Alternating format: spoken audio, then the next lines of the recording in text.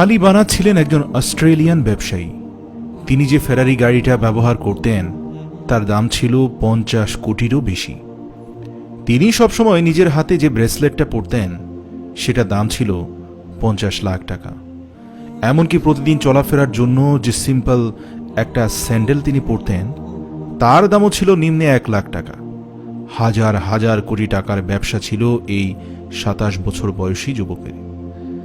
আলীর জীবন কতটা বিলাসবহুল ছিল তা আর বলার অপেক্ষা রাখে না। একদিন চা খেতে গিয়ে হঠাৎ তিনি দেখলেন যে মুখে একটা ফোসকা পড়েছে। ডাক্তার এসে তাকে দেখলেন এবং বেশ কিছু টেস্ট দিলেন। সেসব টেস্টের ফলাফল আসার পর দেখা গেল আলী বানাতের স্টেজ 4 ক্যান্সার হয়েছে। ডাক্তার তাকে সময় বেঁধে দিলেন, বললেন আর মাত্র 7 মাস আপনি এই পৃথিবীর আলো দেখতে পারবেন। সেই পরিস্থিতিতে আলীর মতো একজন টকবগে মাল্টি মিলিয়নিয়ার যুবকের মানসিক অবস্থা কেমন হবার কথা তা নিশ্চয়ই অনুমান করতে পারছেন। জীবনভর সম্পদের পাহাড় গড়েছেন, কিন্তু এসবের কোনো কিছুই তো ভালোভাবে ভোগ করা হলো না। তার মনে হলো হঠাৎ করেই পৃথিবীটা যেন তার সব জৌলস হারিয়ে ফেলেছে। তার মনে হলো এখন বসে বসে মৃত্যুর দিন গোনা বাদে আর কিছুই করার নেই। কিন্তু পরক্ষণেই তিনি চিন্তা করে দেখলেন তার জীবনের সবকিছুই তিনি নিজেকে খুশি করার জন্য করেছেন। এই জীবনে মহান রব্বুল আলামিনকে খুশি করার জন্য তিনি কিছু করেননি। আজ পর্যন্ত মানব কল্যাণে 1 টাকাও ব্যয় করা হয়নি। তিনি ভেবে দেখলেন মহান আল্লাহ হয়তো তাকে এই ক্যান্সার দিয়েছেন, একটি সময়সীমাও দিয়েছেন। এই সময়ের আগে তো তিনি আর মরে যাচ্ছেন না।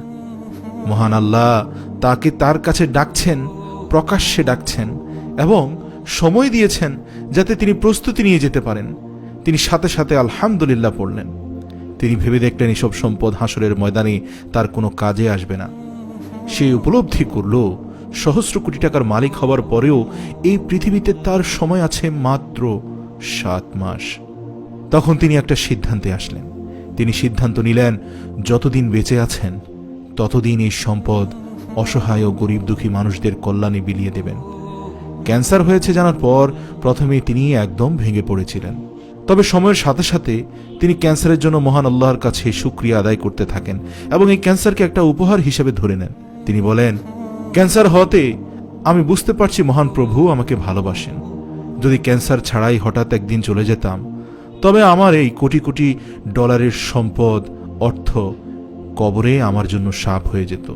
আর আজ আমি এই সম্পদ দিয়ে আমার কবরের গৃহ নির্মাণ করছি। ক্যান্সার হওয়ার পর তিনি নিজেকে নিজে বুঝিয়েছেন অনেক হয়েছে, যেভাবে আমার জীবন চলছিল সেটা সঠিক পথ ছিল না। এখন যে কদিন সময় বাকি আছে সেই সময়টায় আমি আমার জীবনকে সঠিক পথে পরিচালিত করতে চাই। এরপর তিনি নিজের বিভিন্ন জিনিস বিক্রি করতে শুরু করেন। আস্তে আস্তে তিনি নিজের বাড়ি, গাড়ি, ঘড়ি সব কিছু বিক্রি করে দেন। এমনকি নিজের মালিকানায় থাকা 2টো ব্যবসা প্রতিষ্ঠানও এই তালিকা থেকে বাদ যায়নি। সেসব বিক্রি করে প্রাপ্ত অর্থ তিনি মুসলিম অ্যারাউন্ড দ্য ওয়ার্ল্ড নামক একটি দাতব্য প্রতিষ্ঠানে দান করেন। ডাক্তার তাকে বলেছিলেন তিনি আর 7 মাস বাঁচবেন। তবে আল্লাহ তাআলার দয়ায় তিনি ক্যান্সারের মতো মরণব্যাধি নিয়েও 3 বছর বেঁচেছিলেন।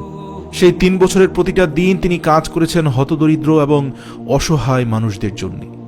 আলী বানাত আফ্রিকার টোগো, ঘানা, বুরকিনা ফাসোর হাজার হাজার দুস্থ অসহায় এই সকল আফ্রিকান মানুষের পেছনে অকাতরে নিজের সম্পদ বিলিয়ে দিয়েছেন।